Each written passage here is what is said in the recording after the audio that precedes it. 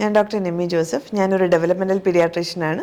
Currently working in medical trust hospital Cochin and Apollo Adlux hospital Angamaly with more than 15 years of experience. Practically നമ്മൾ എപ്പോഴാണോ ഒരു delay കണ്ടുപിടിക്കുന്നത് ആ സമയത്ത് തന്നെ അത് അഡ്രസ്സ് ചെയ്യണം. കാരണം കുഞ്ഞുങ്ങളുടെ ബ്രെയിൻ ഡെവലപ്മെൻറ്റ് ഒരു 4 വയസ്സ് വരെയാണ് പീക്ക് ബ്രെയിൻ ഡെവലപ്മെൻറ്റ്. ഈ ഒരു സമയത്താണ് നമുക്ക് ഈ ഡിലേയ്സ് അഡ്രസ്സ് ചെയ്താൽ അതിനൊരു നല്ല റെസ്പോൺസ് കിട്ടുള്ളൂ. നമ്മൾ ബ്രെയിൻ പ്ലാസ്റ്റിസിറ്റി എന്ന് പറയും.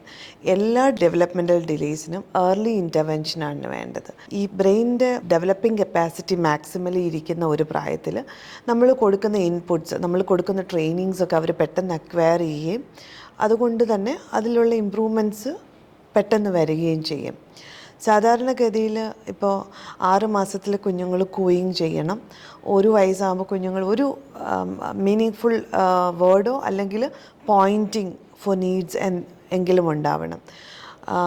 1.25 വയസ്സാകുമ്പോൾ ഒരു മീനിങ് ഫുൾ വാക്ക്, 1.5 വയസ്സാകുമ്പോൾ 15 വാക്കെങ്കിലും, 2 വയസ്സിൽ 2 വേർഡ് സെൻറ്റൻസസ്. ഇത്രയും പറയുന്നില്ലെങ്കിൽ ആസ് ഏർലി ആസ് പോസിബിൾ നമ്മളൊരു ഡെവലപ്മെൻറ്റൽ പീഡിയാട്രീഷ്യനെ കൺസൾട്ട് ചെയ്ത്, ഇത് പല കാരണങ്ങൾ കൊണ്ടായിരിക്കും സ്പീച്ച് ഡിലേ വരുന്നത്.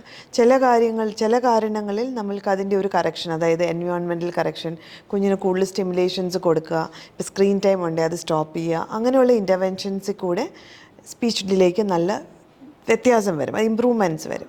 ചില കണ്ടീഷൻസിൽ നേരത്തെ ജനിച്ച കുട്ടികൾ അല്ലെങ്കിൽ pre term low birth weight ആയിട്ട് ജനിച്ച കുട്ടികൾ, ഇങ്ങനത്തെ കുഞ്ഞുങ്ങൾക്ക് ചിലപ്പോൾ നമ്മൾ ഓൾറെഡി സ്പീച്ച് ഡിലേ എക്സ്പെക്റ്റ് ചെയ്യുന്നുണ്ടാവും. അങ്ങനത്തെ കുഞ്ഞുങ്ങൾക്ക് ഏർലി ആയിട്ട് തന്നെ നമ്മൾ തെറപ്പി സ്റ്റാർട്ട് ചെയ്യേണ്ടത് വളരെ ഇമ്പോർട്ടൻ്റ് ആണ്. ഇത്തരം കൺസേൺസ് ഉള്ള പാരൻസിന് സ്ക്രീനിൽ കാണുന്ന എൻ്റെ doctor top virtual clinic link വഴി ഓൺലൈൻ കൺസൾട്ടേഷൻസ് ചെയ്യാവുന്നതാണ്.